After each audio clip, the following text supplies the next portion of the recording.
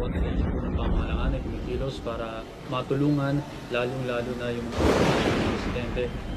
At sana po tayong mga Pilipino ay magkaisa sa pagtutulungan, sa pagdarasal upang buuhin natin ang ating bansa muli pagkatapos ng dilubyong ito. Nakatakda ng pagbobotohan sa plenaryo ng Kamara ang kasong impeachment laban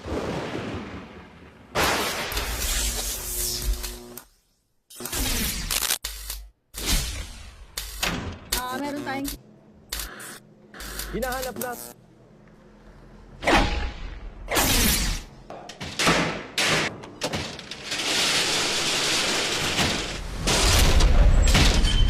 Isang unang talampakang buhaya na nakawala sa isang zoo sa Kidapawan City nitong Sabado. Sa ulan, sinabi ng caretaker ng The Landmark Mini Zoo na natuklasan niyang nawawala ang buhaya ng pakakainin niya sana ito.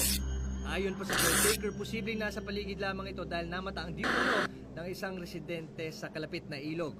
Nananaman naman ng mga residente na baka atakihin sila ng nasabing buhaya. Nakikipag-ugnayan na sa Department of Environment and Natural Resources ang lokal na pamahalaan at ang Kidapawan City para sa ikadarakip ng buhaya.